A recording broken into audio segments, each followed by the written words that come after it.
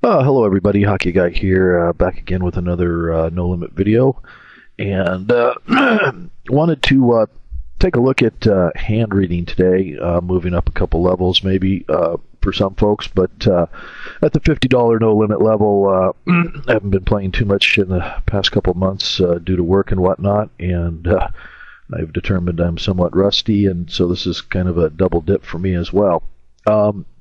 But basically, hand reading is the key to successful poker playing, and that just comes from David Sklansky's fundamental theory of poker. If you knew what the other guy's cards or the girl's cards were, you'd never make a mistake. And so, the better we can get at this, the better we will do at the tables. And because the eternal question is always when you run into a tough spot, what the hell does that guy have? So we'll take a look here and see if we can't kind of just develop a process to go through and think about that. The various components here of hand reading, I think I probably have these approximately in the right order. First thing I look at is opponent stats, particularly PFR, VPIP, and 3-bet percentage. Then, because that tells you a lot. I mean, if the guy is a 12-2-1, he's not playing, 7-9 offsuit or anything other than just a very limited range. On the other hand, if the Yahoo's in there with 88% of the cards, then it's pretty tough to narrow them down at the beginning, and you have to use the rest of the play and the pattern. So their position, and this goes right with the stats.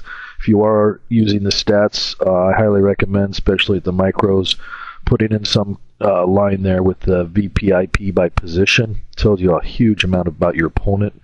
Do they open up loose all the way? Are they tight in the front, loose in the back, etc.? Which also tells you about their overall playing style as well. Your position, if your opponent is aware of position themselves, then they should be aware that your position influences your range as well. So they should know that under the gun you're raising much tighter and stronger than you are on the button. So when they 3-bet you on the button, it means something different than if they 3-bet you when you're under the gun. So that's important to keep in mind. Heads up or multi-way has a big effect. Standard betting lines, this is something that I guess took me a while to get through my little pea brain, is and recognize some of the standard betting lines really give you some insight into what the opponent may have, and we'll take a look at that. Opponent style, of course, and then the metagame and recent history of the opponent, either with you or other people at the table. Are they on tilt, etc.? So just try to buzz through this as quick as I can and get to the tables. Opponent stats, the range. You should have some kind of a vague idea what the top 10% range is, because if you don't know the top 10% of the hand ranges, then there's no point in having the stat. But you can pretty much figure top 10% is big aces, medium to large pairs, maybe some suited broadways, and that's about it. And then 20%, you can go into Poker Stove and kind of mess around with that on your own time. Which I highly encourage, because you do have to have some kind of a range or idea what the range includes. Are they positionally aware? Again, a huge hint as to what they may or may not be playing, and how they may play them. And one thing again that took me a long time to learn is you don't need to be exact on your range thing.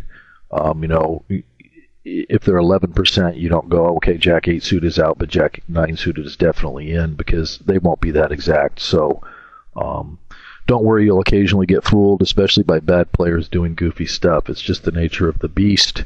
But they do enough goofy stuff that it ends up working out to your advantage in the end. So if they fool you once or twice, it keeps them in the game and you'll get it back, no big deal. And I realize the pain in the short term doesn't overwhelm that statement, but it is true nevertheless.